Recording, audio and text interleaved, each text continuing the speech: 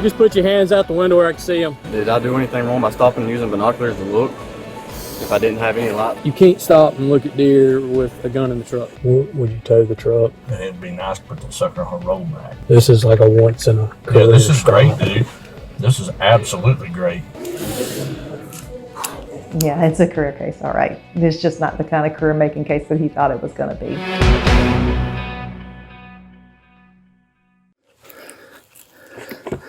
This thing is a piece of absolute garbage. In November 2024, a pair of South Carolina Department of Natural Resources officers planted a fake deer in a field off Cox Mill Road in Greenville County. Then ran back to their trucks to hide. Damn, freaking body camera lit up. Then it happened. Is he still looking at it? He's not got a light out, but he's stopped in the road and he backed up. I'm gonna stop him no matter what. Is his headlights on? No. He might be loading a rifle. He's driving on now. He's going straight. I'm gonna go after him. DNR Patrol Officer Robert Thomas was on the phone with DNR Lance Corporal Zach Tatum. Tatum could not see what Thomas was seeing. He kind of turned when he backed his headlight, but he never put him directly on it. But I mean, would you not go after him? Yeah. Go after him? Yeah, I'd stop it. But he didn't fully shine it though, you know what I mean? I don't know what he did. He pulled into the intersection? No, he was going straight. I think he's seen if it would move. Yeah, I'd stop it. Right there on Cox Mill Road, Shane Huffman was caught in a DNR sting. DNR uses fake deer to lure hunters into committing one of the more serious wildlife charges known as night hunting. They stage decoys in fields, often on the side of the road, then wait for someone to shine a light on it. To be convicted of night hunting, DNR would have to prove someone violated South Carolina Code Section 50-11-705 by displaying or using artificial light at night, disclosing the presence of deer, or what's commonly known as spotlighting. The law also requires DNR prove the person had possession of or with immediate access to a rifle or shotgun with ammo big enough to kill large game. He kind of turned when he backed his headlight, but he never put him directly on it. But he didn't fully shine it though, you know what I mean? Although the officers knew Huffman didn't shine anything at that deer, Officer Thomas went after him anyway. You just put your hands out the window where I can see them. Where y'all coming from? Nate's Pizza. Okay. I just got out of the woods and I picked her up at the house and I went and got Nate's Pizza. And I know you got the rifle back here. Do not touch it or move it, okay? Yes, sir. What's the binoculars in your lap for? Oh, well, I just had passed a bunch of deer and I told her to hand me binoculars. I seen a buck. I was already told that y'all done that there, so I figured it was fake. What all you got? Just binoculars? Binoculars, I got my 9mm up here in the front. I got my concealed weapon permit. Okay. That's it, and that rifle on the back. Okay, just hang tight for a second, okay? The officer then muted his body camera. Over the next minute, nothing Thomas said was recorded. What we'll do, I'm gonna put you in. Can I put this in my bag? Yes. Go ahead. I'm gonna put you in handcuffs. You're just detained at the moment, okay? Okay. Just 'cause we've got a lot of guns and just trying to figure out everything, okay? Officer Thomas then gets on the phone with Lance Corporal Zach Tatum. All right, I got both of them out. Officer Thomas again mutes his body camera during the call. Over the next 2.5 minutes, none of the audio was recorded. I'm gonna read your rights real quick, and then you can ask me questions. I ain't gonna ask you questions. I just want you to know your rights. You have the right to remain silent. And right there, DNR formally arrested Shane Huffman for night hunting. What was your question first? Obviously, spotlight's a big thing. Right. But did I do anything wrong by stopping and using binoculars to look? If I didn't have any lights on, that's really my only question. You can't stop and look at deer with a gun in the truck. That I did not know, and that is completely my Obviously, fault. spotlighting is a no-no. Right, correct. But stopping in the middle of the road, backing up, Yeah. and then you got a light rifle. Is it loaded? It is loaded. I literally just got out of the woods, and I picked her up.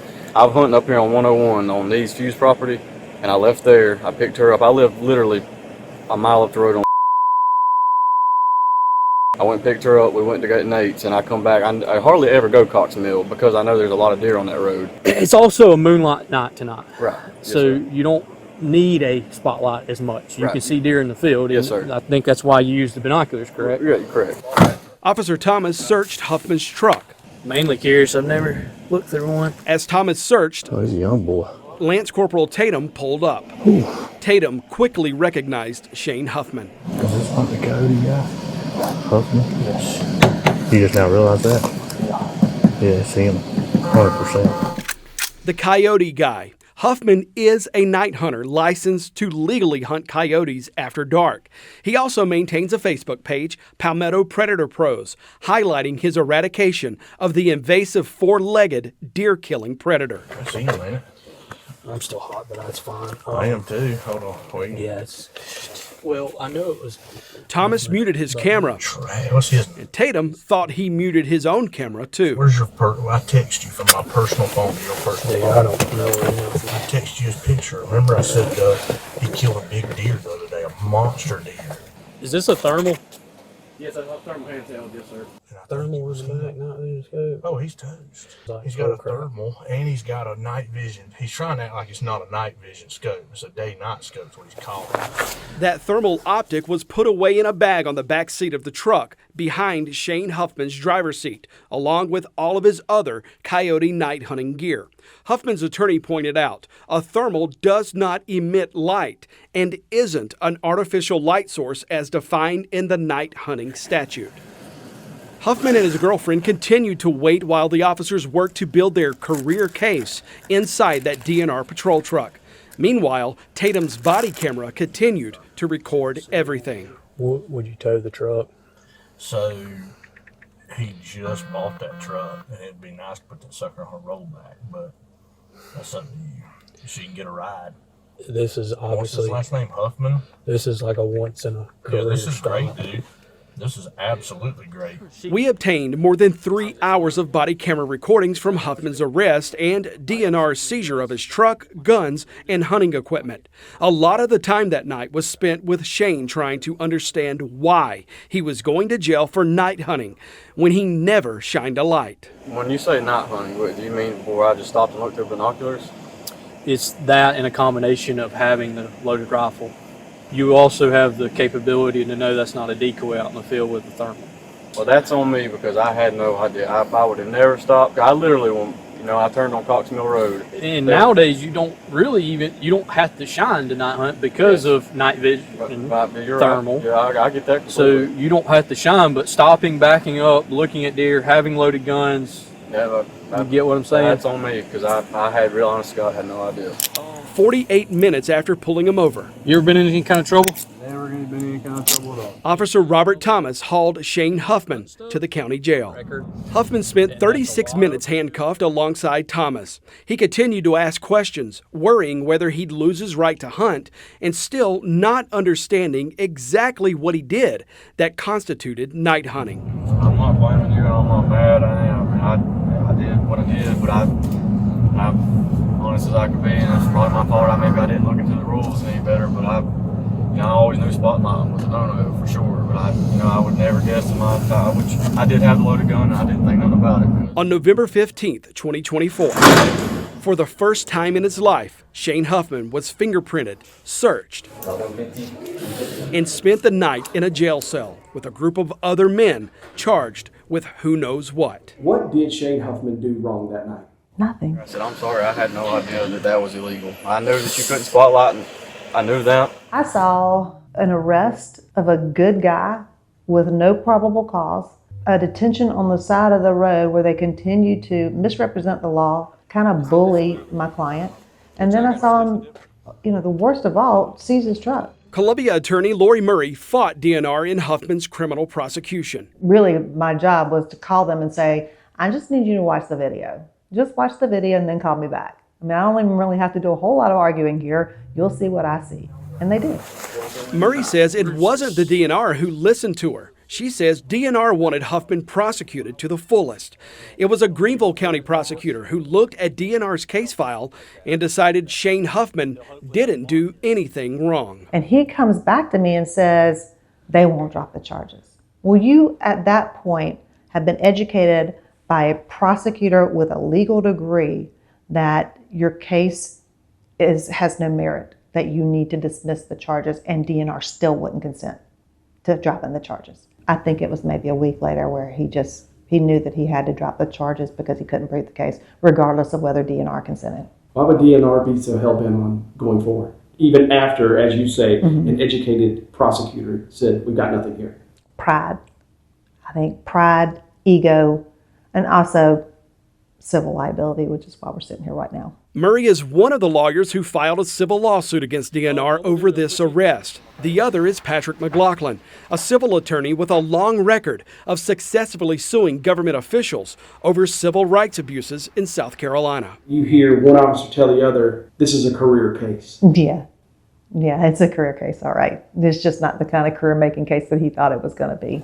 Yeah, I think he thought that it was a big case and he was bringing in this nice, expensive truck, and this seizure for them would bring in big money for DNR, or maybe they'd end up using that truck for themselves. I don't know what they thought. But he definitely thought it was going to make his career to bring that specific truck in, that brand new truck with paper tags on it.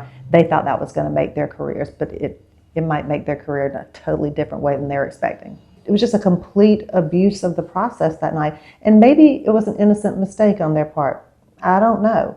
But if it was, then they shouldn't be wearing a badge. In March 2025, the solicitor dismissed Huffman's charge, citing insufficient evidence. In October 2025, Murray and McLaughlin filed this lawsuit, accusing DNR of false arrest and imprisonment, malicious prosecution, negligence in properly training Tatum and Thomas on the night hunting law, and protecting the public from being arrested for things that are not crimes. The lawsuit also alleges defamation for the false and defamatory statements DNR published when the officers publicly accused Huffman of breaking the law. They did so with knowledge of their falsity and or reckless disregard as to whether or not they were true, McLaughlin wrote in the lawsuit. That's him, ain't it? I'm still hot, but that's fine. I am too. Hold on. Wait. Yes. Are you hot? No, silenced. Murray is also suspicious of those muted body camera conversations. Beep, beep, are you hot? Beep, turning it on and off left and right. Forget the fact that it's against their own policy to do that. It just looks bad. What are you saying that you don't want anybody else to hear? What are you acknowledging does not need to go on the body cam? Because this is in the middle of a conversation about Shane Huffman. This is in the middle of a conversation about his arrest. And the fact that you would even say, are you hot, just to get him to turn it off, acknowledges that they knew they were about to say something that nobody else should hear. Without these body cams, would this be a different outcome? Without the body cams, we wouldn't have that conversation. It would have been Shane's word against theirs. Generally, a jury of 12 is going to believe law enforcement over the everyday citizen. Thank y'all so much. We can get started. I asked DNR Director Tim Mulliken for an interview along with officers Zach Tatum and Robert Thomas. No one would agree to an interview. I spoke with Susan Porter, DNR's general counsel, by phone. She told me it's DNR's practice to not talk about a pending lawsuit. But I reminded her our questions were about the dismissed criminal prosecution of Shane Huffman. There's absolutely nothing wrong with what he did. Wrong place, wrong time, but only because there were the wrong officers there.